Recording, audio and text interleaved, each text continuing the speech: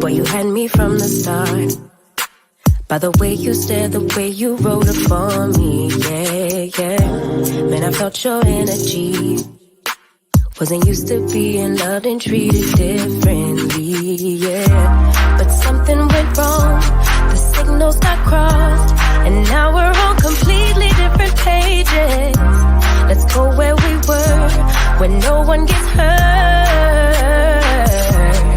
Baby, keep it right there, don't you stress the flow.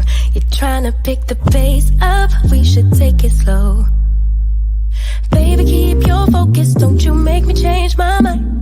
If you love me, baby, don't you switch up the vibe.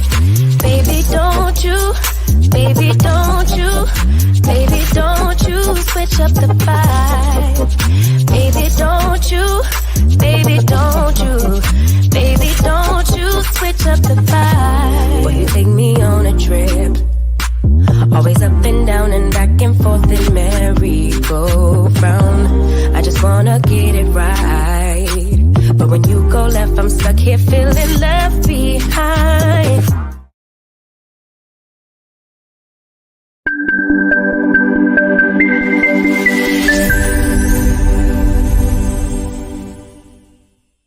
Through thick and thin, for better or for worse. After 20 plus years of marriage and 3 children, my parents are sharing their love, care, and wisdom throughout the world. Spreading this love won't be hard for them because it's simply in their DNA. I present Donnell and Angelique Jackson. Welcome to the Vine DNA. I'm one of your hosts, Donnell, and this is my beautiful queen. I'm Angelique. Hey, welcome everybody. Welcome. Thank you guys for joining us for our series of Survival Part 2, The Change. Our guests are here and are waiting to speak to everyone and tell everybody their stories. You want to give them a rundown of what we're going to be doing today, babe?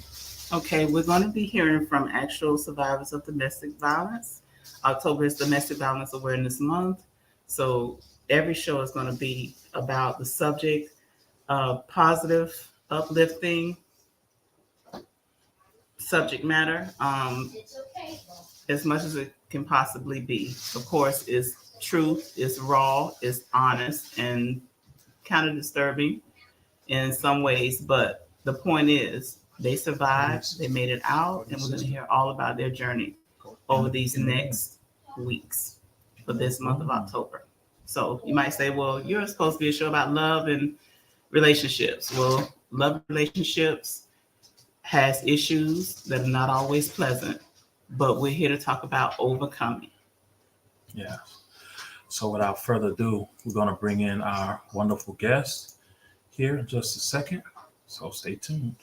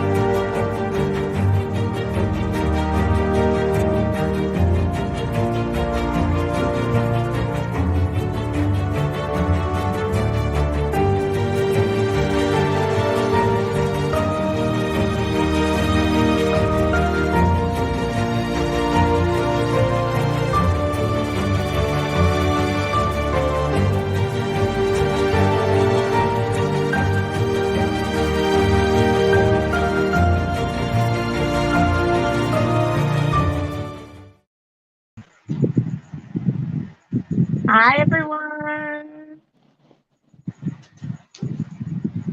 You're muted still. Namaste.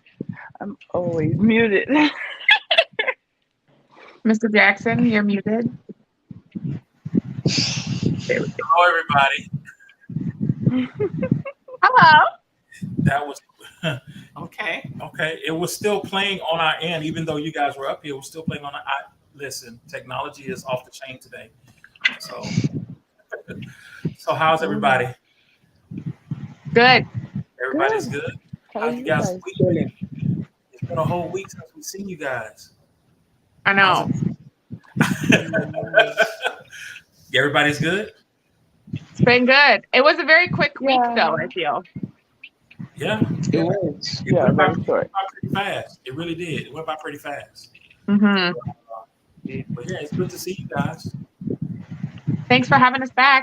Yes, Of course. Hi, Brett. Oh, Real Beauty by Brittany. Yeah. Hello, hello. Hi, Kelly. Hey, Brown Eyes. Hey, Welcome in, everybody. Facebook, YouTube. welcome in, welcome in. So, guys, you guys ready for this week? I think so. You got the box. Not the breath. Not the... Let's get it. Okay. Round So- one. Well, this is round two. I know, Round round two. Two. Yeah, today is about the change, and we're going to ask some questions about the change. Please feel free to ask each other questions as we go on. Like, you guys know how we've done it since last week and everything like that. So, yeah. So actually, I'm gonna begin with asking the ladies, And your partner. when it, based upon what you guys said was the first time in the beginning, when did you guys notice a change in their behavior? Like, when did it go from being good to bad, or was it like bad to worse? When did you notice the change? So I'll go first again. So for me, mine was good for, I would say, probably about 2-ish months or so in the beginning, and then it went bad to worse to what the hell, I guess, would be the best kind of transition of how that happened. So statistically speaking, somebody can only fake their personality for a maximum of 3 months. They can only mask who they truly are for a maximum of 3 months. The person that I was with could only do so for about 2 months. And then, red flags started to pop up. This person was extremely manipulative and controlling very quickly in our relationship. I was 19 years old. So I was like, oh, that's just that he loves me so much. He wants me all to himself. He just loves me so much, right? You're naive to what manipulation is because hopefully in your life you've not experienced it so far. So for me, it was like, oh, he's trying to whisk me away. He's trying to be my Prince Charming. He doesn't want to share me with my friends anymore. It wasn't like, spend time with me instead of going with your friends. It's like, no, you're not going with your friends because you're spending time with me. But in my mind, it was like, oh, I really want to spend time with you. Like, don't go out with your girlfriends or whichever, right? So that's kind of the initial change. It was the isolation. It was, you don't get to go see your family. You don't get to go see your friends because as soon as they have you isolated, their opinion is the only one that matters. Their manipulation can stick its daggers in you, deeper. And they can basically make you believe anything they want you to because their opinion is the only one that you're hearing. You don't get that, sounding board of your friends being like, bitch, are you crazy? Why are you in this relationship? You don't have that anymore. They have complete and utter control of you. And it starts emotionally and it starts mentally and then it becomes physically. You can no longer go to Christmases anymore because, he doesn't like your family or you don't get along with the family anymore because you're choosing him now over your family. So that's kind of the progression of my change is when that happened. Wow. Wow. Okay. What about you, Mandy? I want to say that the change happened really quickly. I want to say within weeks, maybe months. maybe a month. It happened actually. It happened from the beginning, but it started to happen more after I found out I was pregnant. So I got pregnant a month into the relationship, Wow. and I think like I get for me, I was told that when they're first time fathers and stuff, something goes on in their head and they freak out, and which I thought was normal because I was freaking out too. I was only 19 years old, and then he got more distant. It was like real quietness, disappearing a lot. Um, the physical didn't start until like later, but it was very much verbal. Like it would even be to the point, in those early stages of being pregnant, we don't feel very beautiful because of the constant throwing up and all whatever it brings. And I didn't want to be in a dress. I didn't want to be dolled up, and I even got told like why don't you get dressed already? Like why you always gotta look like a mess now? And that it was more so like it was hurtful, but I don't know why I still thought that, oh, he's just looking out for me. And like Naivety. I want to say maybe like 6 months. I was probably like 5 months pregnant, and that's when it started to become like physically. So 6 months within the relationship, that's when So you now. were still Yeah, pregnant when it became physical. yeah, I was, and that was tough to deal with, mentally, emotionally, physically. Again, still young, having a baby myself, and not knowing, when you cry a lot, they feel that. Um, Being very depressed, not telling nobody. I stood very silent about it. I stood silent about it for years. Like, no one knew what was going on with me. They just thought that he manipulated me, yes, but they didn't know that he was actually being physical behind closed doors because, of course, he was doing it behind closed doors. And I want to say it was like each kid, it got worse. And the physical really, really, like to the point where I couldn't hide it anymore was right after my son. I was 22, 23 years old.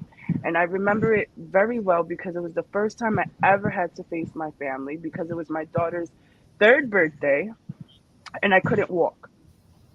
So now I'm lipping, I have a long dress on, and they're like, "What's wrong with you?" And I'm like, "Nothing, nothing." And with some drinks in and people chit chatting and talking within the party, I have one of my cousins come up to me and actually confront me, and I almost passed out because I was so like flawed that I couldn't believe that it was like my secret was getting out. The shame was coming into play. Right. hmm And I Wow. denied it all. I denied Hmm. it all. I denied it for years. Even though I would have bruises and stuff like I would deny it completely and say, nope, nope, that's not happening. I don't know what you're talking about. If you don't like it, then you could leave. Like, not knowing that was the form of manipulation too, to not want to be around the friends because I got that done to me. Well, don't hang out with them, hang out with me. You're supposed to Yeah. be spending time with your family. It's about family, not friends. Not realizing like I was still a kid. I was a kid trying to be a mom, trying to be a wife. Right. Right. And I still didn't know myself. I didn't live life. Like, and to me, I was living life, but it was like at a price because a lot of people would tell me, well, why don't you go work? Or why don't you leave him? Or, they would try to say the right things. But for me, it was just like, again, I struck gold. He had a nice family. My kids were good. I was good. And I was so broken on the inside, and I masked it so well to my knowledge because when I started telling my story, a lot of people be like, "Wow, that happened to you," and I really sit there and be like, "I didn't tell you," and it happened. I want to say the worst of it, probably maybe I want to say 7 years into the relationship where I thought for the first time I was gonna die. Wow. So you're just trying to make make a good situation out of a bad one, pretty much. You're surviving. That's what you're doing. You're literally just trying to make it to the next day. Yeah. You're not That's living, you're just exactly how it surviving. felt That's like. all you are. I don't even think I was surviving. I really felt like, now looking back, like a lot of it was like a blur. Because Like you I were just wasn't you were on paying autopilot. attention Your to body nothing. was you're Yeah. on autopilot, right? Like, and I can relate to that because I too lived a decade, basically 9 years in autopilot.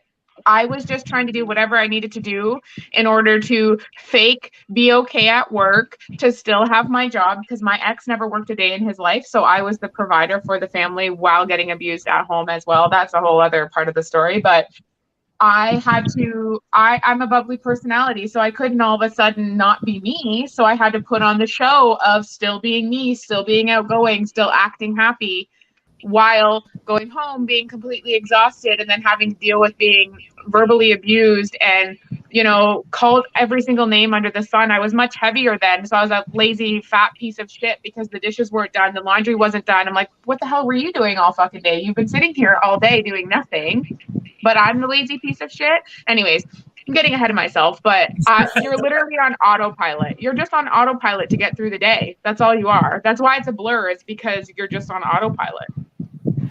Yeah, for sure. You live that way for a very long time. And it's so bad for me to the point where sometimes now I look at my children and I look at pictures and it's like almost like I had amnesia. Like I look at them and I'm like, but where? I don't remember that. Like, where was Right. I? Like, and you could see it in my eyes that I was present in the pictures, but my mind was really somewhere else. Right. I was really far gone to the point where I kind of self-destructed towards the end, but that was more of the outlet. Right. But it was always a constant change. It was never like one thing. I felt like I was almost dodging darts all the time because it was a person of many personalities. So Mm-hmm. one minute you're okay, the next minute you're upset about something, the next minute you make an excuse or a fight to go out, and it was just a constant. And that's when I would tell everybody I'm sorry for everything. Oh, You I'm have to sorry. people please, Oh, because you're in a constant I'm state of sorry. paranoia. You don't know what you're going to walk into. You don't know what they're going to come home like. You don't know what you're going to say that's going to trigger them and set them off. You don't know if you're getting a book thrown at your head, a right hook coming in, a kick to the stomach. You don't know what you're dealing with. You're in a constant state of fear and paranoia to the point where you're just waiting for the ball to drop. And it is exhausting to live that way. So to me, for the ball to drop is like waiting to be killed almost. That's sick to think, but that's how I thought. It was like, Right. if I don't stand up for myself or at least try, like I really would talk to myself like that. Like, I'm gonna die one day. Like, I'm literally just gonna be sleeping one day and just by accident hit me the wrong way, choke me the wrong way, kick me down the stairs too hard, hit me with something that my body couldn't take, and I was very exhausted and my body endured a lot and I was just ready to go at the end. And I said it before, I left on his birthday with nothing. And I don't think that they want you to see that they it's almost hard for them to face the truth because in my case, like even now, the person still won't admit that happened.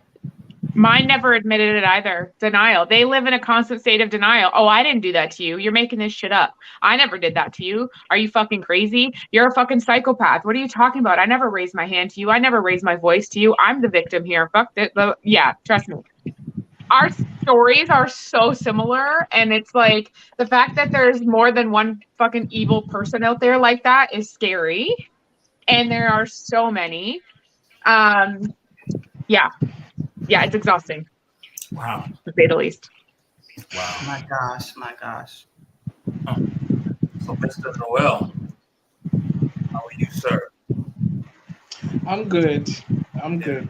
Yeah, so I know when you mentioned, you did mention last week, you talked about your father, or as I would call him, the sperm donor. Um, you did mention, yeah, that's how I feel. I'm calling it as it is. You feel me? Um, Mhm. you know, Mhm. I know a lot of you started drinking when you were young. Can you remember like when you noticed any type of like when it? Do you have a moment when it was good and then it went bad, or was it like from what you remember everything was bad? Was there any type of transition from good to bad? Or did it go from bad to worse? Right.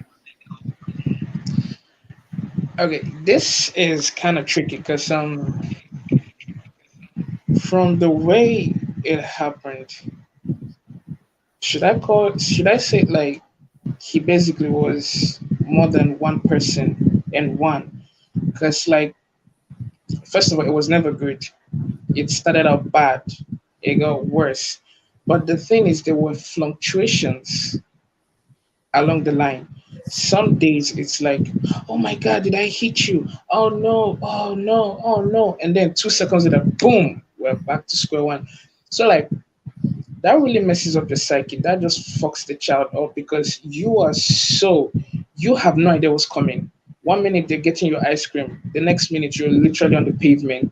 Then the next minute they're like, oh wow, I did that. That's because you made me do it. It's your fault for making me do it. You're stupid. That's why I did it. Now don't be stupid again and I won't do it. Problem. What was the stupidity? Being a child, you know. So for me, it's kind of like he was always worse. He was always degrading. The character, the way he did it got worse as time came wore on. But there were fluctuations in there that really messed everything up, you know. And like I can relate to what Chrissy and Mandy are saying, because like that isolation, that feeling of nobody else can do it better. I am doing the best. You are in this situation because it's your fault. So maybe you should try harder. You should please me harder. You should do what I'm saying better. And if you want to run, because I remember there were days that oh my God, I thought about running. Jesus, did I think about running? Like, I just wanted to run. There was no destination. There was no plan. I didn't even care about taking clothes. I didn't care about taking anything. I just wanted to wake up, jump out a window, and just run. Just keep going till my feet were bleeding. Nothing. Just keep going. I did not care. But again, they've instilled that notion in you of where would you go? What would you do? Who would take you in? You're not good enough. Nobody wants you. Like you should have been aborted, like you're literally a mistake, so you're a burden. In fact, like I am doing you a favor by even allowing you to exist, to breathe, because at any moment I can kill you. At any moment you do not exist anymore, and me being your parent means that I have that right. So there are days like Mandy's story, there are days when basically I fantasized about death. Like there were days when I wanted to die. I prayed to die because I'm like, it's better than this. But then there are days when I wanted to leave. And so it's just that roller coaster of emotions. And again, that pretense of when you go out into public, when you go out into society, you're like, oh, everything is okay, everything is peachy. But you realize at the back of your mind that no matter what's going on, whether you're in school playing with all the other kids, you have to play hard because when you get home, you may never come back to school again. You know, you may never wake up the next day. And that thought, that idea that no matter what you do outside, there is that person waiting for you back home. It really breaks you out to the point that you disassociate yourself and you become autopiloted, like Chrissy said. You just do things, you just say things, you are not there. You're moving, you're eating, but you're not there because at the back of your mind, that fear of I don't want to do something, I don't want to drop the ball, basically. Let me not move this way, let me not say this thing, let me not feel this way, let me just just compact yourself, stay in the ball and stay in the corner, be invisible. Because that is the only way to survive. Just be invisible and agree with whatever goes on. So yeah, it only got worse. Basically, it only got worse.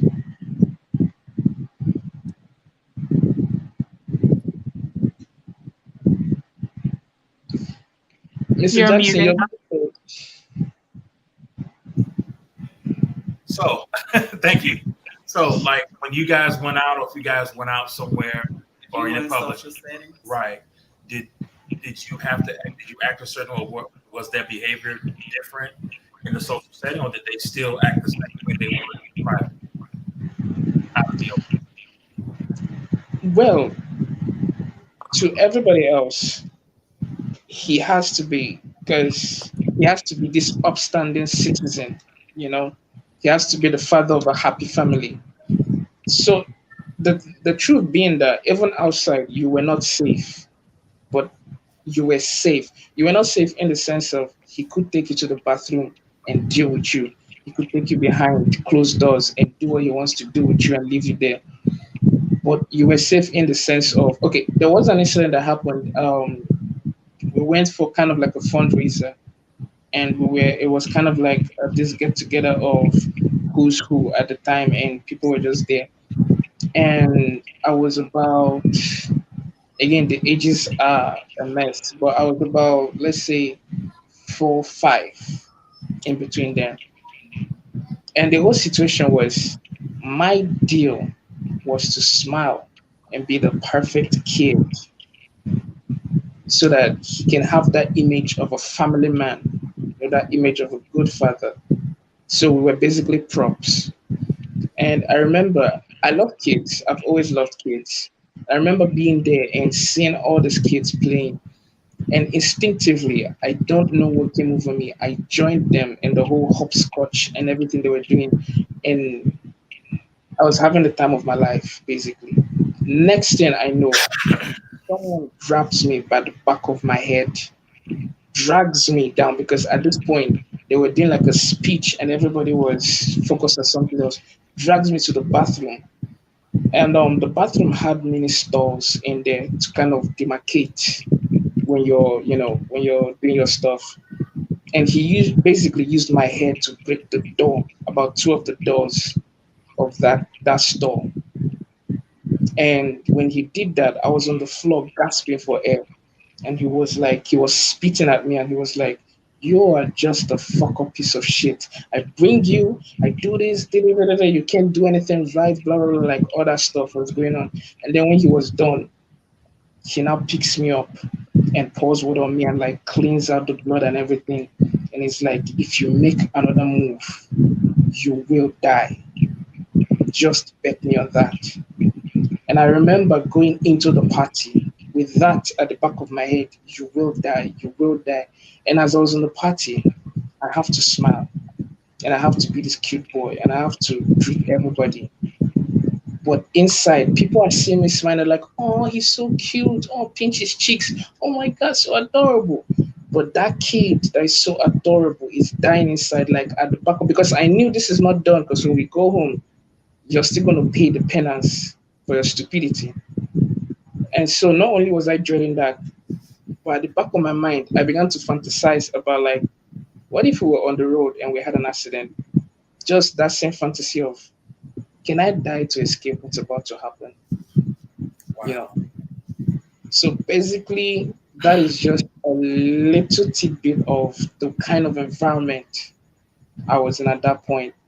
So yeah, outside he tried to be perfect. He tried to be this family man, but even then, you're still not safe.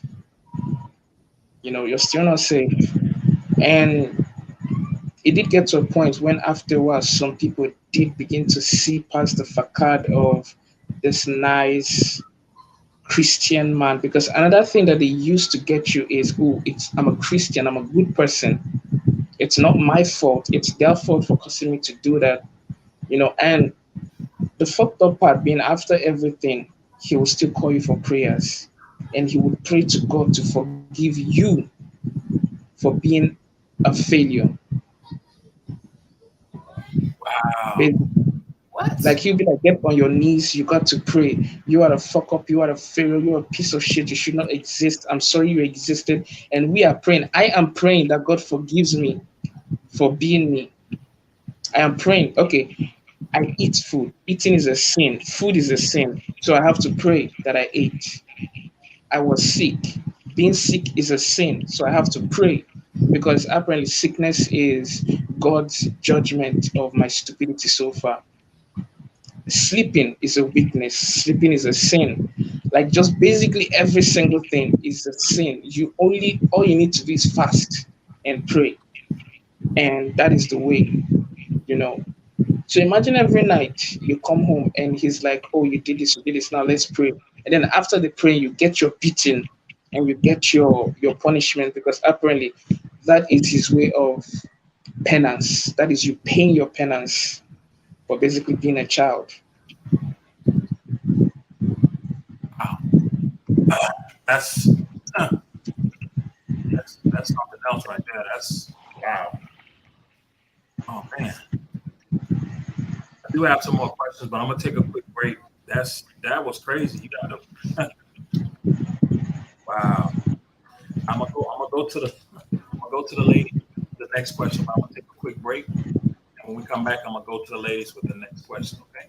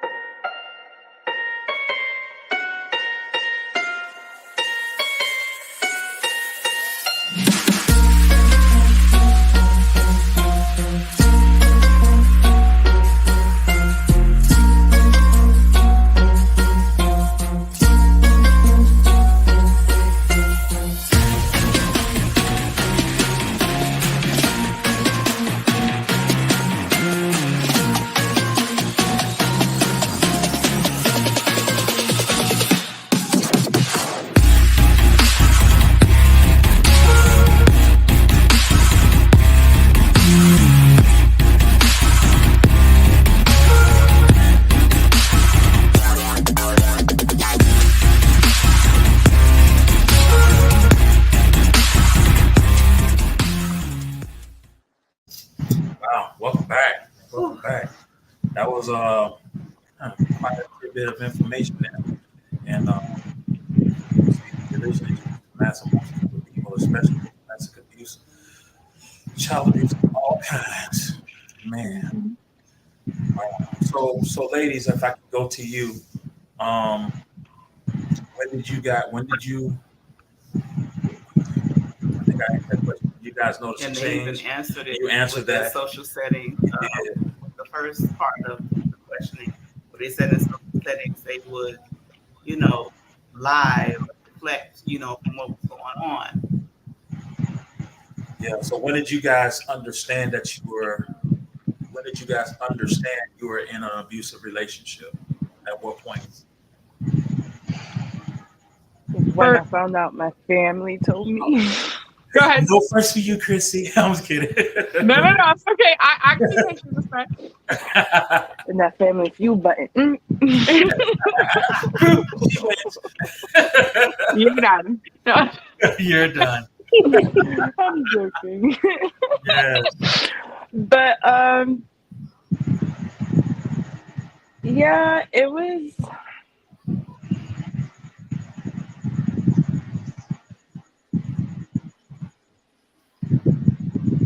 I don't know. I can't explain it. It's just I kind of went blank. I'm sorry. No problem. Take your time. Because I kind of had like a flash of what happened. So I think I just need a minute. No problem. Did you want me to jump in while you take your minute?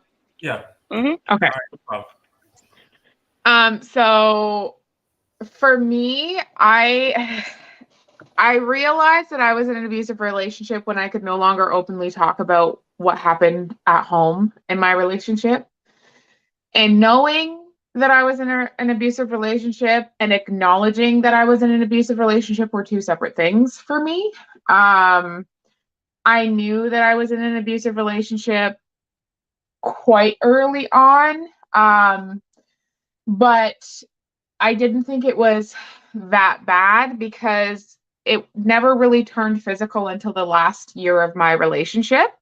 It was primarily emotional and psychological abuse that I suffered for a lot of years, financial abuse, and then came in sexual abuse, and then came in the physical abuse at the end.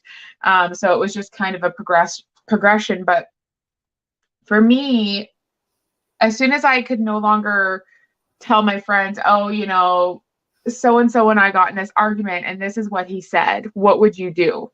Because there's no way that you can go to your friends and just say, hey, you know, my boyfriend just called me a piece of shit, fat, ugly cunt, or a lazy fucking fat piece of shit that no one will ever love and you're not worthy to even be with me. I'm just doing you a favor by being with you.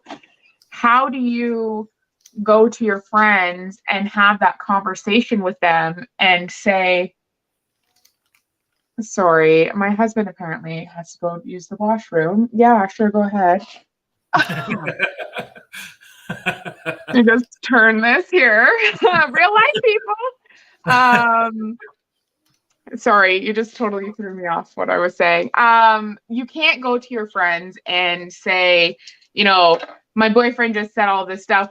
What would you do in that situation? You can, however, say, my boyfriend is spending too much time with his guy friends and I want more of his attention. What would you do? But you can't say, you know, my boyfriend just went out and experimented with a man and didn't tell me about it. And then I found out and now he's crying about it because he's not sure what's going on in his life. I can't go to my friends and family and say, my now fiance just cheated on me with a prostitute and paid her $200 to suck his dick behind his old school because he thought that that was fun. You can't go to your family and be like, hey, my fiance, you know, wishes that all of you would die in a car crash and burn in a house fire. You can't really go to your friends and family with that. So that's when I knew I was in an abusive relationship, but I still never acknowledged that it was abusive because it wasn't physical. There's such a stigma around abusive relationships if there's no physicality to it. It's, oh, you know, I did this, so this is just how he expresses himself, you know, this is just what he does. Because at the point when you realize it, you're so far manipulated into thinking that their behavior is acceptable and that you deserve whatever it is that they're doing to you. So my ex cheated on me very frequently, but I was the friend that was always like, when my friends would come to me, oh, I caught him talking to another girl, I'd be like, why are you with him? Like, leave him. Mind you, the person that I'm supposed to marry just paid a prostitute. Like, what? But I still went through with the marriage because I was so ashamed to admit that to anybody. I was more embarrassed of my image to my friends and to my family than I was my future being married to this horrible person. So I put myself on the back burner to uphold this perfect relationship that everybody thought that we had, that we did have in the first couple of months of dating. But now we're nearly 2 years into our relationship, and he's cheating on me not only with women, but also with men, trying to figure out himself. He received inheritance and blew through that within a year. We were going to school together for the same thing. I graduated, got my license. He dropped out, and he always held that against me. He told me that I wasted his inheritance, that I was the reason he never graduated school. So he was a silver spoon type of child. He had zero responsibilities. He was never ever taught to take accountability for his own actions and his own words. So anything that he did, it was my fault. And his family also backed that up. So anything that he did, why would you let him drink and then get in the car? Why would you let him, go out with his buddies and get drunk? Why would you let him spend all of your rent money on weed and alcohol? I'm sorry. Is he my husband or is he my child?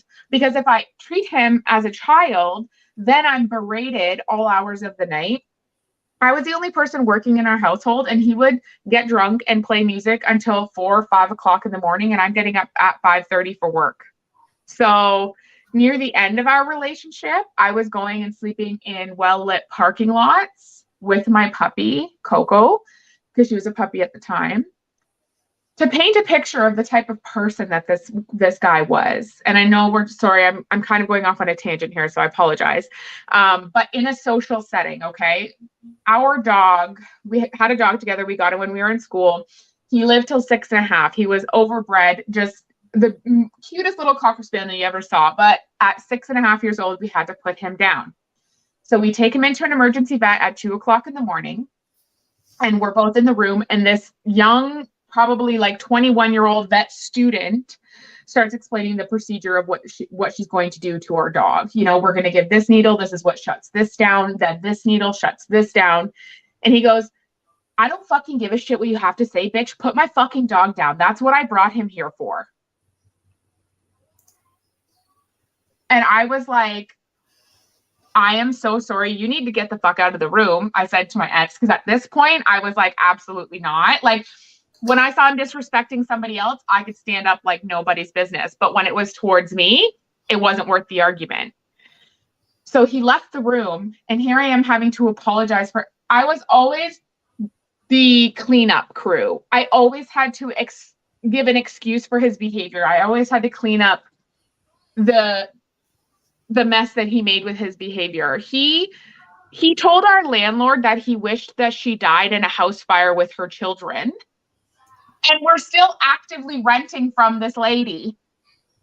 Like, do you not understand that that's harassment, and we could get evicted and have nowhere to live, and that's all on me because you don't fucking work? So that's my problem now. So this was my life. Constant, like, backpedaling, constant cleanup, constant reasons why he was acting this way. So in a social setting, he was never really quote unquote behaved. He did whatever the fuck he wanted because he knew that I would clean up the mess for him. So that was my life in public. It was great. Well, I guess I'll share. I don't know if you're talking, Mr. Jackson. I'm just saying. No, I muted it. I'm sorry. So let me go to Mandy. Man, are you ready? I'm ready. Okay, I'm gonna go to Mandy now. You guys can hear me, right? Yeah. Okay. I'm gonna just share the thought that popped in my head because that's probably when I did realize it and I just ignored it. It was Christmas, and I'll never forget it because Christmas are usually really sad because, and like, in my feelings, because I buried my mother on the 24th. So his family would throw this party like every Christmas Eve all the time. And the same thing, Like the drinking would happen. Well, why'd you let him drink that much? And him acting a fool. And I would try to get away from it as much as I could, and like, stay in my own little corner so I wouldn't feel the wrath basically. Um, I remember a family member asking me to go upstairs to go get their purse and their jacket. So I went upstairs and it was his parents' room. And I walked into the room and it's like out of a movie. I walked into the room, I went to pick the jacket up, and I heard the door close and lock. So I picked up my head, and when I looked up, it was him. And at this point, I don't know if I'm gonna get beat up, raped, die. So I'm just staring at him, and I can't tell you what words were exchanged. I just remember me getting lunged over a bed and me thinking I'm gonna die, and hearing cousins, aunts, friends, everybody banging on that door, telling me to open the door. Amanda, stop, open the door. Amanda, get to the door. And I'm on the floor like, I can't get him off of me. And I was thinking, this is not okay. It's Christmas. It's Christmas Eve. I'm celebrating family and celebrating a loss at the same damn time and still trying to be happy. And in a second, that person just took that from me. And I will never forget it, because that moment, I never was the same person ever again. I was never sensitive anymore. I was very much cold hearted. I became very hard and rough around the edges, so like glass. No one could touch me. No one could talk to me. No one could look at me. No one could question me. Everything became anxiety after that. Door slamming, feet like pounding on the floor, just windows closing, the beat to the car. Even sometimes, like, I'll be laying asleep and my poor husband, he'll try to, like, snuggle me, and I'll jump and hit him because it's like I have that in my mind, I'm gonna die. And as much it's easier now, but it still lingers sometimes, because again, I have children with this person, so it's like a constant reminder that that person could have took my life away. That person almost got to say they took my life away. And I think I'm still trying to get used to the fact that that happened to me, like accepting it. I know it happened. I know it was wrong. I know that's not what love is. It's just very hard to move forward with the trauma. The trauma is what's been my biggest battle. It's just the constant remembering and the little triggers. I could talk myself through them, but it's just the sadness for me of me even having to do that. Like me even having to be scared and get anxiety because somebody knocking on my door, and it could just be the mailman. It could just be the person downstairs telling me, hey, your Amazon package is here. Or like the other day, I had a freak out. I was on the phone with a doctor and somebody kept calling me. And I noticed afterwards what happened. I just picked up. I'm like, hello, like, what do you want? And not knowing it was, somebody to come fix the house. And then afterwards, when I calmed down, I'm like, why did I do that? Like, why was I so upset? Like, I knew he was coming, but it was the constant calling. And I didn't even know that that could still affect me to this day. So it's like I'm still learning that there's things that trigger me, that remind me of what happened, because I forgot. I blocked it out. Wow. Yes, compartmentalization is what we do. Mhm. That's And sometimes the trauma just surprises you. You're like, oh, More times than not, it surprises you just out of nowhere. you're like, oh, wow. I didn't remember that. And now that I do remember that, wow, what do I do with that? Right.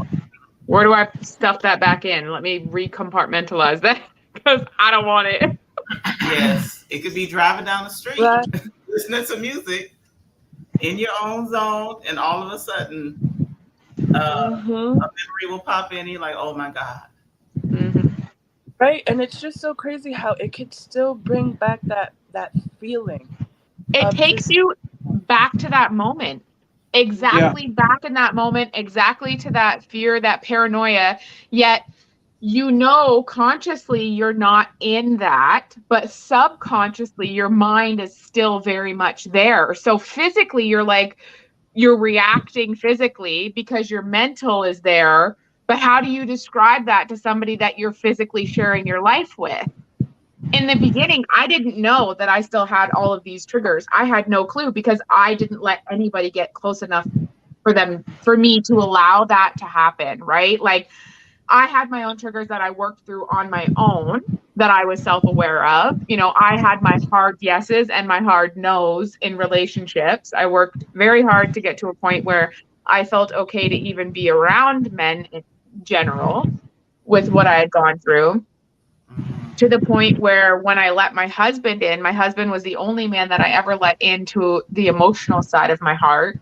We had to figure out my heart together, kind of, in a way, which was not fair to him, but I'm thankful to God every day that he was patient enough to do that with me and to understand that, yes, I am broken, but I am worth mending. And he really helped me mend that last part of myself. And I'm still not completely mended. I still have my jagged edges. I still have my triggers. We've been together 3 years now, but he still chooses me every single day and I choose him every single day. And that alone is what gets me through the day, is knowing that no matter the trigger that's going to pop up, no matter the immediate reaction that I have zero control over, because as much as I don't want to go to that, debilitating, I'm convulsing on the bed crying, or I am so aggressively angry that I don't have any nice words to say. Those are my two extremes that I go to.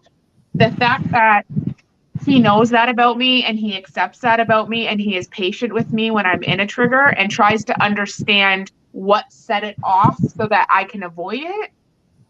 I don't know what I ever did in this life to deserve that. And that's something that I'm still struggling with is the worthiness. Self-worth comes from me, but then to be worthy of someone else's self is where it's like, I know that he was sent to me from God. I know that this is all in God's plan, but to actually accept the love fully and to know that I deserve it after what I've been through is an ongoing journey for me. Yeah, you know what, and not to say that when it comes to you wondering why you deserve someone, believe it or not, I want to say with me having bad relationships, there's sometimes I'm like wondering, it's like I have such a great woman in my life. It's like, what did I do to deserve her? You know what I'm saying? I mean, Yeah. when you said it, it's just like, damn. And sometimes I think about it, I say, damn, like what did I? It's like, what did I do? Because I felt like with me going through those relationships, I felt like there was something really wrong with me. You know what I mean? So, that I deserved it. Right. Yeah, I deserve going through some of those things, and then you have someone to come into your life to treat you, like you're unlike any other. Right. Like you're an actual human, that you are deserving of love, that you are her king and you are his queen. It's such a hard thing to accept to a damaged person, which is the hardest part of being in an abusive relationship, is being in a healthy relationship after your abusive relationship. That is the hardest part for me. Going through every single day, being beaten, being, verbally beaten, being financially beaten, being sexually beaten, whatever it was. This is by far the hardest thing. is being in a healthy relationship and trying to, when I get triggered, not associate the person with the person. It's what is the trigger? That's How do hard. I avoid it? Right? It's not, Mhm. why is this person like my ex? Because that's not it. Because if it was, I'd be bye. Right. It's like, but what about this behavior is reminding me of that situation, and how do we successfully avoid it? Or can we successfully avoid it? Right. Right? Yes. Wow. So, And so go ahead, Noel. yeah, it's kind of like that worthiness. It's kind of like you have spent such a long time being messed up psychologically, physically, mentally, and it gets to the point that you become toxic. You That becomes a way You of have life for to you. survive it. You have to be toxic. Exactly. Definitely. And you Like have that to is be just yeah, as toxic as the person doing it to you, I felt. exactly. You do. Because you You have have to to meet them be at their ahead own of game. them. Right. Exactly. Mhm. It's chess and you have to checkmate them. It's fucked, Mhm. but how do you It's fucked unlearn up. that? How do you unlearn that with Exactly. somebody? You know? I've learned in my healing journey with this, that was part of my inner healing, that was part of my shadow work. That was part of like going back and having to really face that. Like I one day I wrote it down. I wrote down everything that happened to me, every Mhm. single thing, everything I could remember. Every Mm-hmm. picture I had, I put it in one folder in my laptop, and I just have it right there. And sometimes when I feel down or I think about it too much or I'm having those triggers you talk about, I'll go and read that. And when I read it, it reminds me like that's not me no more. Right. I have to give closure to this girl that went through this. I Mm-hmm. have to make it okay for her to be like, listen, I got this now. Right. You don't have to be scared. You don't have to be cold. You don't have to do those things because you're not at that time and place anymore or with that person. Like Right. with I've it's going on 2 years that I've been with the husband I am with now, and he too had to. Oh, I think I froze. Oh, he too had to take some heat to that because I wasn't healed how I thought I was healed. Mm-hmm. I suppressed a lot, and it became to the point where he had to tell me, you know what your problem is? You've been so hurt and you've gone through so much, you won't trust nobody with it because you think they're going to use that against you.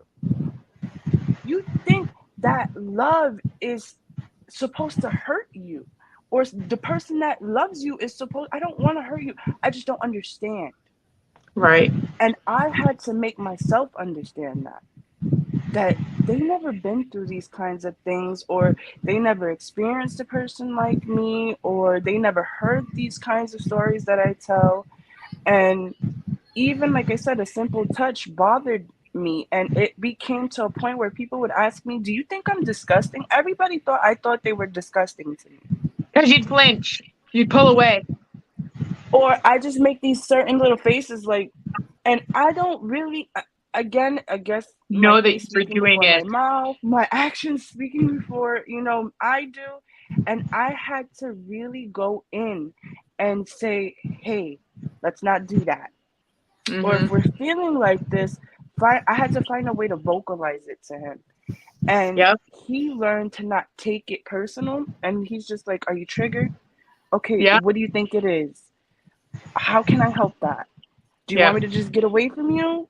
Yep. And I never experienced that. So for me, it was hard for me to even accept that somebody wanted to be nice to me.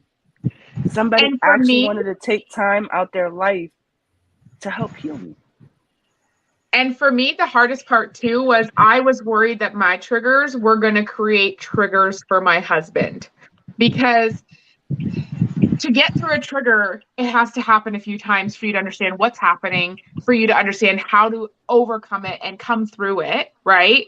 And my biggest Mm-hmm. thing was a lot of my issues that happened with my husband that I wasn't understanding in the beginning. Not to get too personal, were in the bedroom.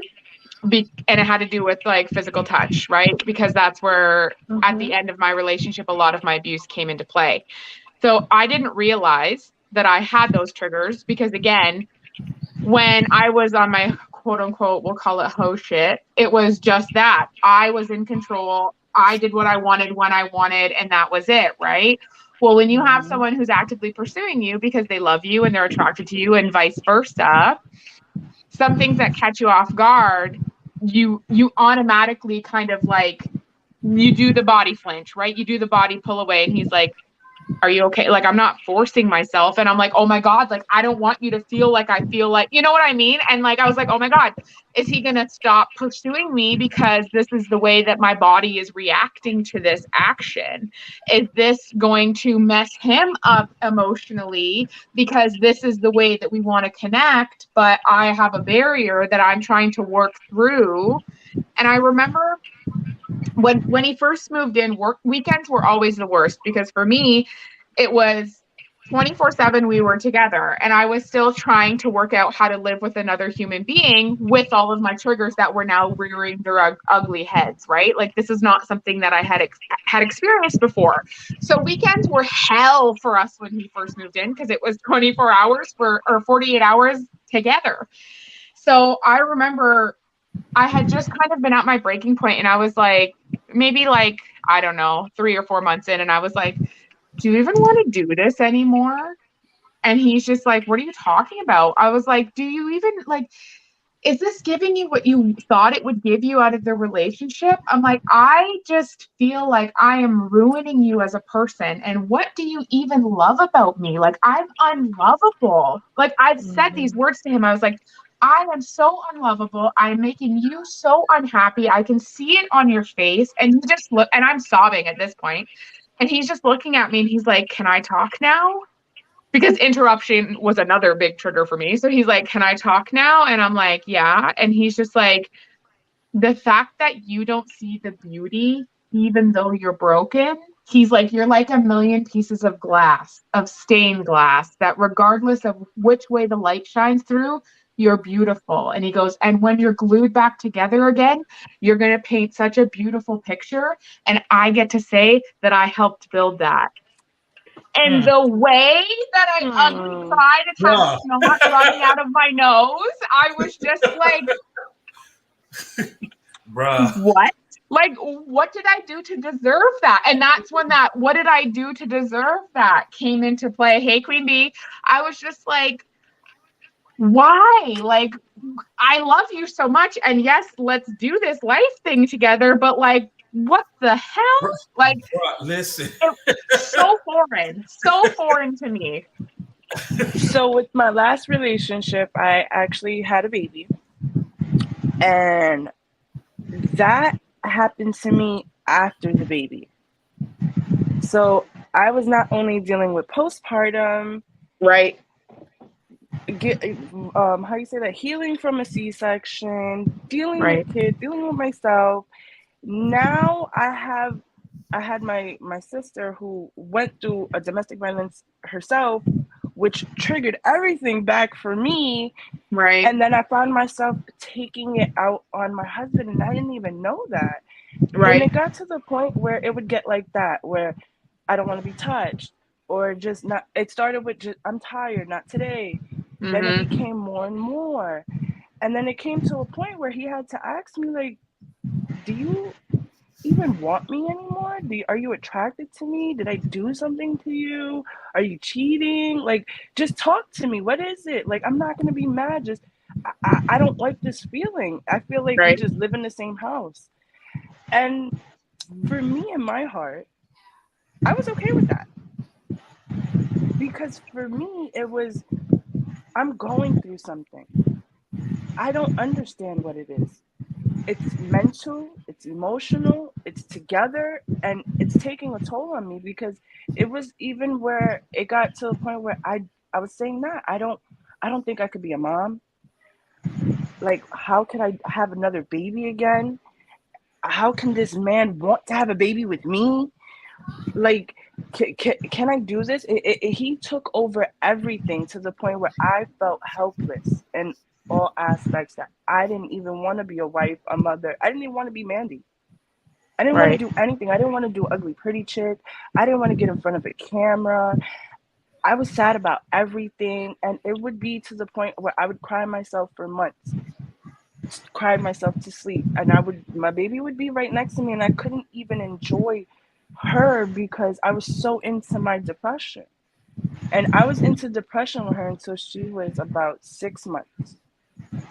So it was like, and even now looking back, I'm just like, damn, like I had to go through that and not enjoy those things. I have all these good things and I'm not grateful for them. And I felt like I was taking advantage of them because I was angry because of what I went through. I Right. was angry for everything I was getting triggered for. I thought that so much time passed away. Why is this still happening to me? Why don't I love my husband? Why don't I want to be next to him? Why don't I want to do the things I used to do with him? Playing games, going for walks, going shopping. That's my best friend. Why don't I want him around me? Right. But then that happened. He was getting too close, I thought. He's getting a little too close to me. And, people would say, but you have a baby with them. For me, okay, and Right. that still didn't make you close to me because of what I've been through. Because for me, it was like I had a child, but some sort of abuse would happen after it. So it was almost like a trauma that I never knew existed. Right. I have a question for you, all three, and this is like this is going to be like an inner nerd type question.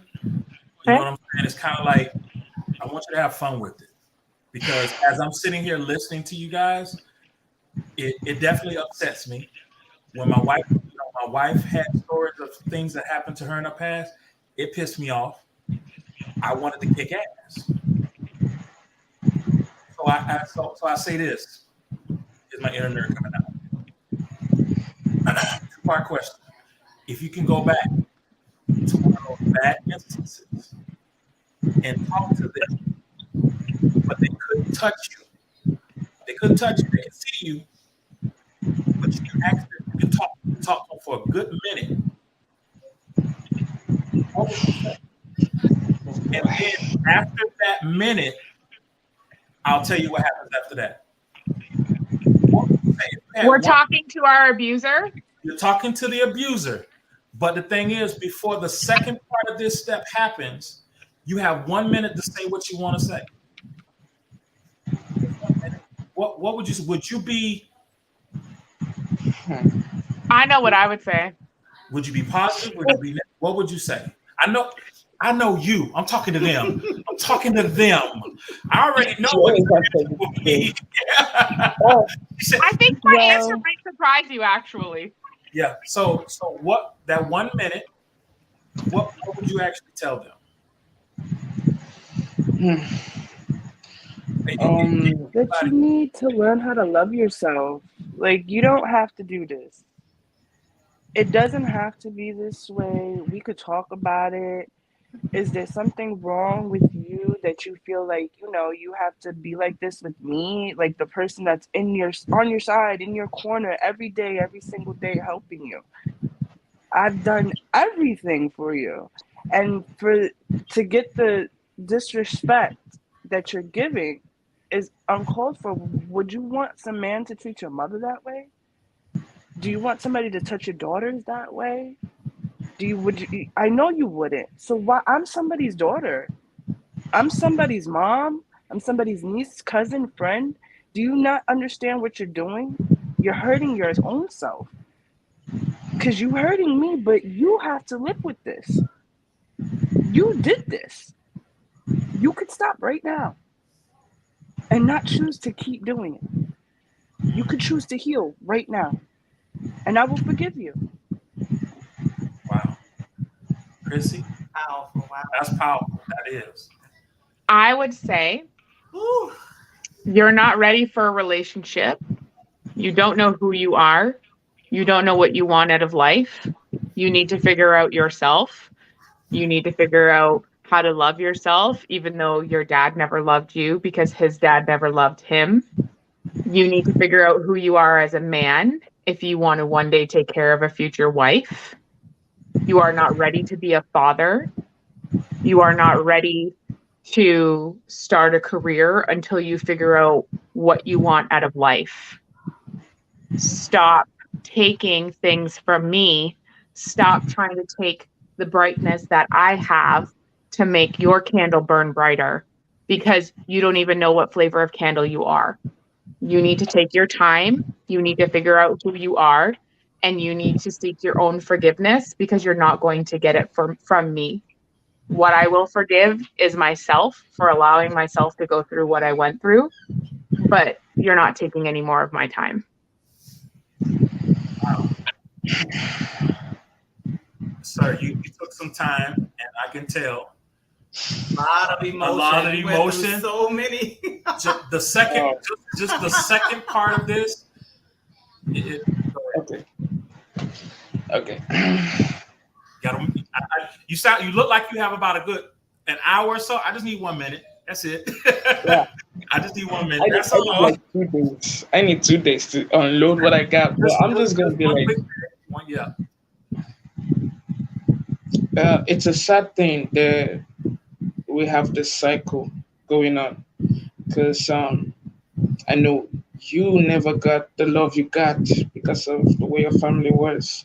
You don't even understand what love is. Neither did your dad, neither did his dad, and it just kept going on and on. And in your mind, in your psychotic mind, I know you think that you did what was best. But the truth is, I'm better than you ever will be.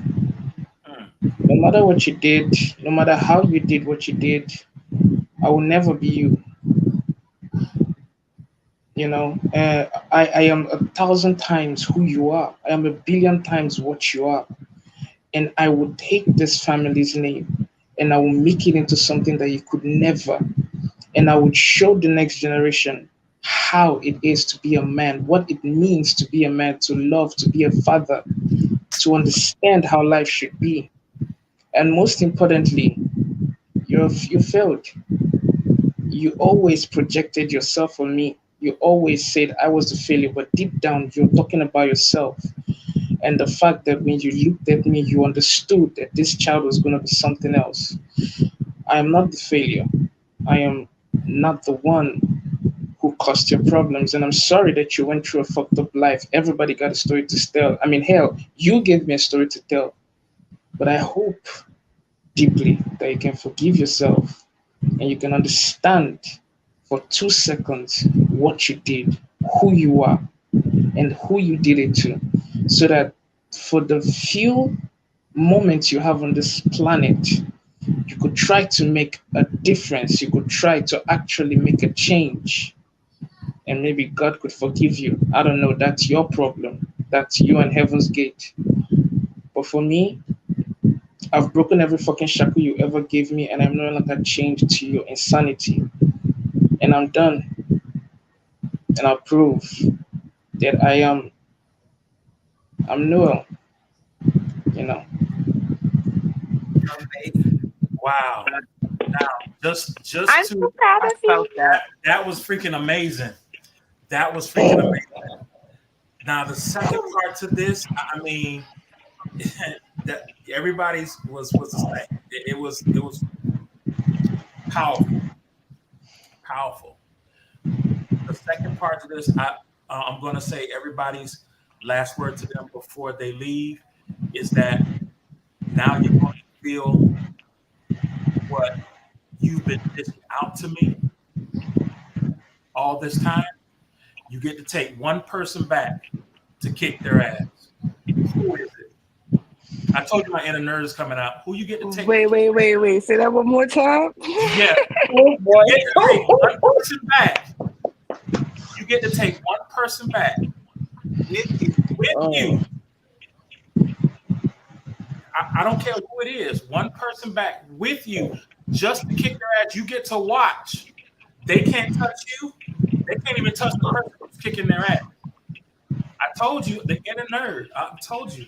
Now you get to kick their ass, or you get to watch their ass get kicked. You get to watch, and then to even add insult to injury, you get to talk to them some more while they're getting their ass kicked. Who are you taking? I'm gonna take a break. I'm gonna give you guys some time to think about it. Oh, Mr. Jackson! Have fun with it. I'm gonna take a break. I'll be back. Oh my God. Hey there, in the mood for some style? We'll make your way over to queenbeehustle.com. Miss Hustle don't play no games now. She gave y'all options, keychains to multi-purpose trays to t-shirts.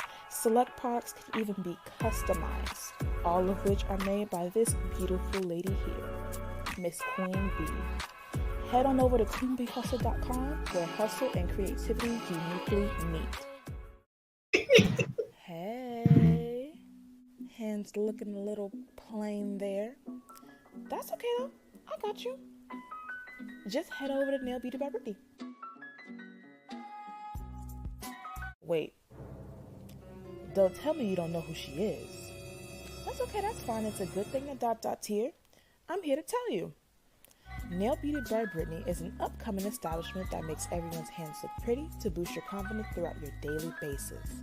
You get all these custom nails at a very affordable price. With proper care, these nails can last up to 3 weeks. If you head over to Brittany's social media, you'll see all of the custom nails that she has made thus far at a very affordable price. This company was made by this beautiful young woman here, Miss Brittany. Now y'all go over ahead and get your nails pretty, y'all. I'm showing enough in. Yeah, welcome back. Hold on, let me bring her back up. Yeah, I know. Man, it was like, wait, Knocked me all the way out. Oh, it's about to go back. We can jump their ass. Oh man, I don't know who wants to go first because you guys look equally excited. Like, oh my goodness, ooh. Even my wife was like, There's so many people that you Listen. really want to take a group. That's why I say one because I know it'll probably be a list.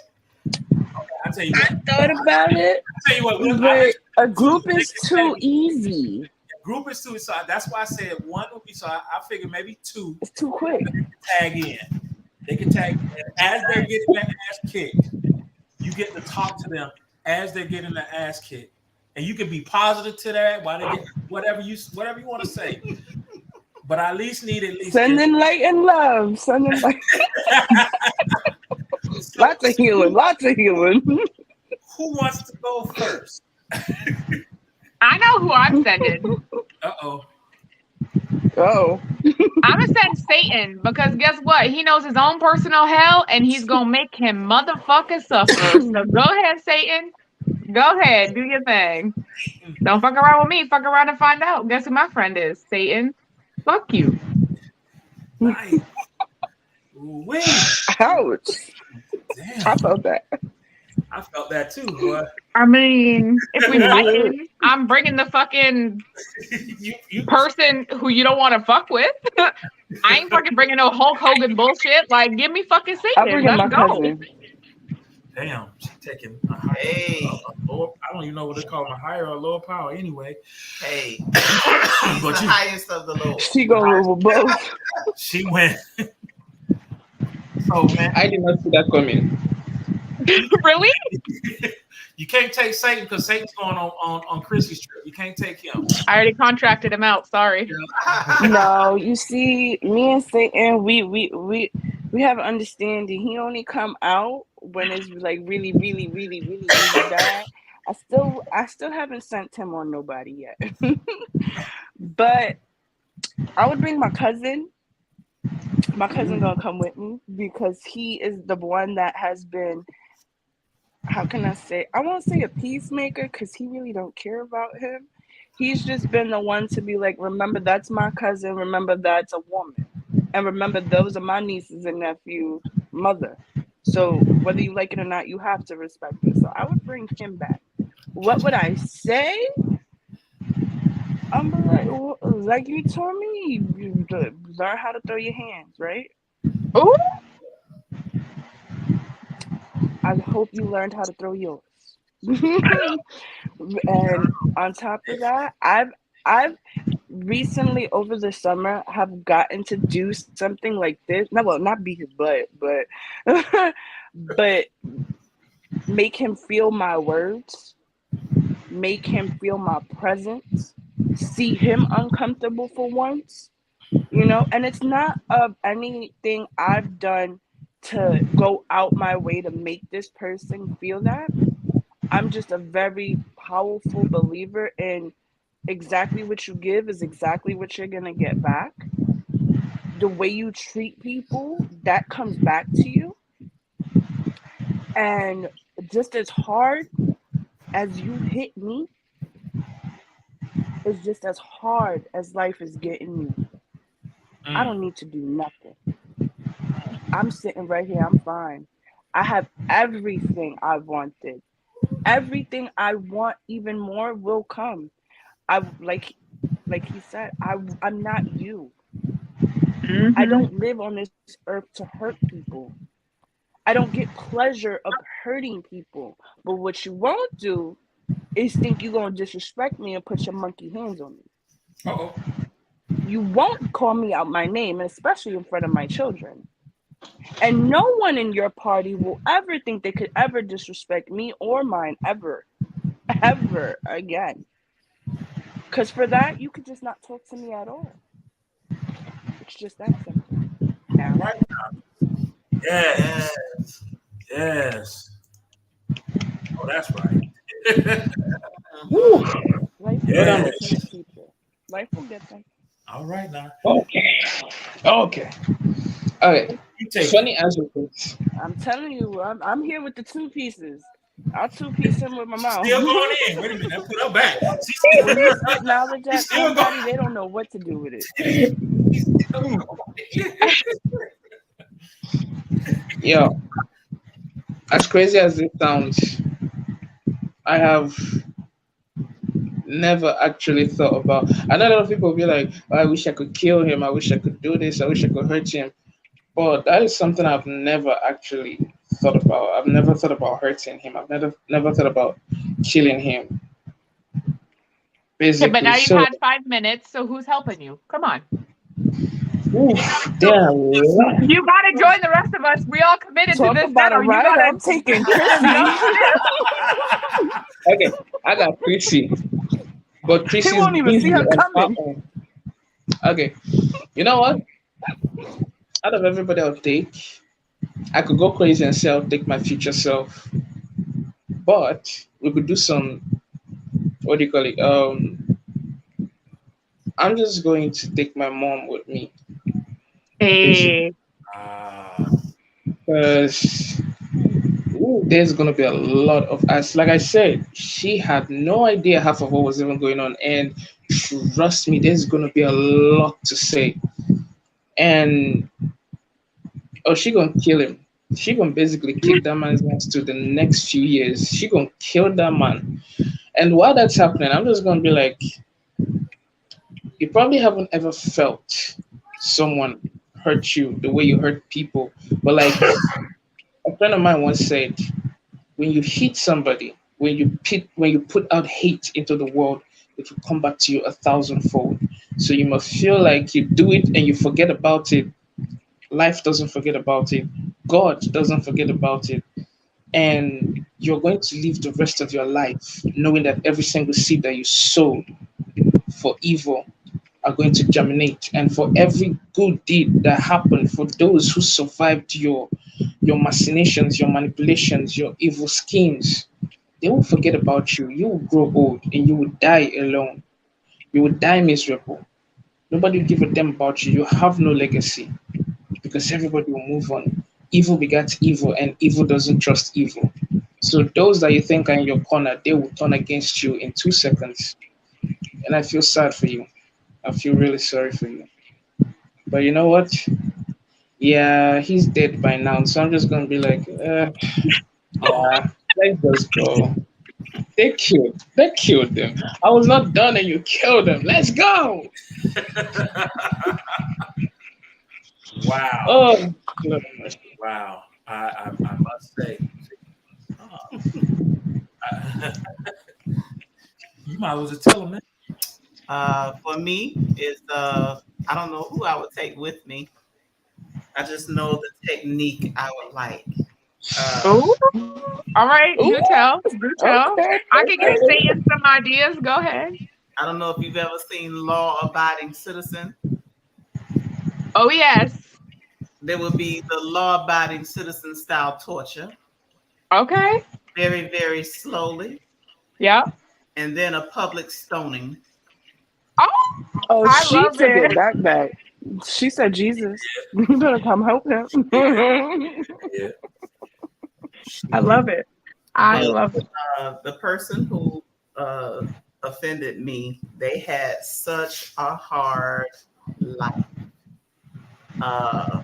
They got that over and over and over. Just with the way that they lived their life, they suffered quite a lot during their adulthood. And no longer.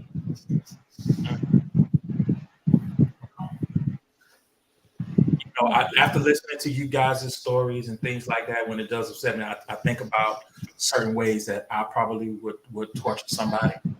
And I listen to, just by listening to, I want to say the Wu-Tang Clan. Yeah, I will put you in an alcohol bath with nothing but paper cuts, razor blades all over you. You sit in the razor blade bath, but at the same time you're sitting in the razor blade bath, you will be forced to eat food. But while you're eating food, prior to that, your asshole was closed together. So I just keep feeding you and feed you and feed you. Note to self: don't fuck with Mr. Jackson. Got I was it. noting to Or self Mrs. already as he was Jackson at talking, like, that. oh, Okay, I'm not fucking with either one of y'all. it's always the sweetest one. Right? The sweetest With the greatest ones have been ideas. through- Yeah, but the sweetest people have been through some of the hardest times. That's a fact. And our spicy side is it's intense. Yeah. You guys, trust me. It makes me feel way more normal now. She's like, damn. I'm over here like, that sounds kind of like me, but I ain't want to go too bad. Listen. Now I'm like, Yeah, let when me I heard go. that, I was like, yeah, I like that. You gotta remember, I'm a Gemini, so I see both sides in everything. Like, yeah, I want them to heal, and I know they can learn something from it, but they should get punched in their face. Yeah. I'm a Leo. Fuck around and find out. Once you cross me, fuck you. You were Satan now. Listen, I gave you enough I chances. give warnings. Hey, I don't think you should talk to me like that. Mhm. Hey, I don't think you should get that close. Hey, I think your tone is way too loud. I'm standing right here. And the biggest one is when they go,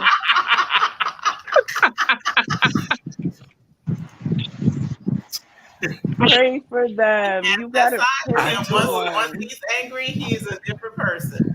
Yo, Mr. Jackson, that reminded me of the movie Saw when she gets thrown into that needle pit. Oh, I remember that. the razor blade back. Oh man, Oh my god. Saw Saw was so torture. Saw is torture. And they did say that, like, I'm that sorry, a lot of movie. people out there. Yeah, Yep. I'm still a He gentle is giant. so sweet, but let me tell you. With blades. Remember the tub had blades. Right, razor blades and alcohol, and your booty hole sewn shut, and you get stuffed. So let's keep Well, our hands damn. to ourselves. And our words kind. Hey, she say, "Oh, glad I said happy birthday." No, for real. That's why I shouted into the rooftops. I'm saying, I hey, was waiting. I was waiting on the happy birthday. Please don't put me in my own bathtub, Mr. Jackson. I'm You're sorry. good. You good. I'm Mr. Jackson. You know, at this point, whoever you're giving this photo is basically going to be begging for karma. It's going to be like, karma, where the hell you at? She's going. Right. I need karma now. Yes, yes. I don't want to mess with Mr. Jackson no more. Just give me karma. Right. Well, that's kind of where I was going with Satan, because he would know his own personal hell, right? Like, hell will be personalized to your biggest fears. So have fun with that. Yes, yes. And you know, his biggest fear would be himself, because most of these abusers, they feel it is a fear manifesting themselves I think in it's a the loss abuse. of control. I think it's a loss of control is the biggest fear too, right? That's true. Control and loneliness, fear of being alone, and fear of the fact that you will succeed without them. They know, they see that without them, they see the star you are. Oh my God, she is going to marry somebody awesome. Oh my God, she is a good mother. Oh my God, she is a star. She can sing, she can write stuff. But I'm nothing. You know, I'm just See, empty. So she you're should be onto nothing as something. well. A big screen with my life, all of my successes are playing in the background. and he has to keep reliving the day that I walked out. Ooh, oh. That won't be a good Nice. birthday. Oh, That man. would be I would never Yeah. want a birthday again. Sheesh. Yeah, I wanted to ask that question because it was just I was just thinking about it. Sorry. Next week is definitely going to be, next week going to be this take, and I figured, hey, just asking that question, like, what would you do if, because I keep thinking about, damn, what would I do? Who would I take? You know what I'm saying? So I was like, wow. So I was like, it's like I couldn't hold it. I had to get it out. I said, I want to see what they say. You know what I'm saying? But I like it. Yes, all the answers were beautiful. They were, Listen, if my ancestors and my spirit guides could go show fate, yes, Queen Bee. I'm sorry. let's go. You're done. You're done. You're done. That's it. You're done. Double fuck. You're done. You're done. yeah. Yeah. Oh, my Mm. goodness. I love Queen Bee. So, Mr. Jackson, someone says human centipede. Okay, What's that? here we go. What's human Where centipede? your where your mouth hole is sewn to somebody else's booty hole, and they There's a shit movie into like you, that. and then it just Mhm. keeps going. Oh my God. There's a movie like that. That would be It's horrible. Wait, what? Okay, so it's like, okay, so let's pretend for this fucked up experience that it's the five of us, okay? I'm gonna be the mouth because fuck the rest of the shit. So I would eat the food, and then their mouth would be sewed to my booty hole, and then their booty So hole on would and so have someone forth, else's mouth, and then so on and so forth. So like, as I eat the food, I would shit into one of y'all's mouth, then y'all would eat my shit, and it would turn into shit in your Okay. body, and then you would shit into somebody else's mouth, and it's just a shit train. at the end. Someone just gotta die. I mean, But someone like, just I'm gonna gotta eat kill the real themselves. food. Sorry, y'all. I'm gonna be the head of the centipede. No, but 'cause- you know, You're done. you're done. One more to the head. You're done. You should have just stopped that human centipede. right. I mean, he needed an explanation. So I that's did, and on that note, right. Here comes the next Oh my God. it's been a pleasure having you guys here. Namaste. But really, Yes, I thanks for really that. appreciate you guys coming again for the second week. I can't wait for I the third day. appreciate It was you. amazing. I love the stories. I definitely love the answers to the questions. It's been awesome. You guys have been awesome coming through and sharing your stories with everybody. And you guys are definitely victors to me and my wife. And I love you all. And I love you too. Yes, appreciate Thank you. for coming. Thank through. you for having us again Yes, and giving us the space to share. Appreciate it. no problem. I'm glad glad we have and the space to be weirdos and be fucking crazy exactly. pants. Why not? Exactly. We love it. Of course. Be you. You know what I'm saying? And we will be back next week for part 3. Escape. Escape. So stay tuned. Come through. Tell your friends, family members, everything. Anyone you think that needs to see this too, bring them along. Bring them Share the over. link. You know, Yep, and I've been sharing like learn crazy. different things. You know, it's just amazing. Totally. Definitely learning things for other people too helps. I'm sorry to cut you off, Mr. No problem. Jackson. Go for it. I was just reading something earlier about that a lot of people, they're scared to help they know somebody's going through something.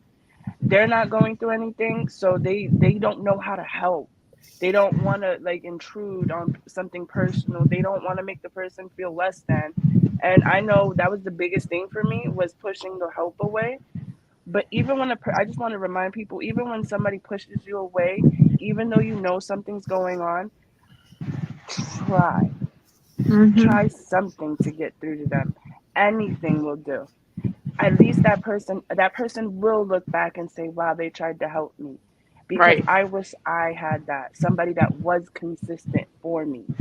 Because I couldn't be consistent for myself. And someone that you could trust also.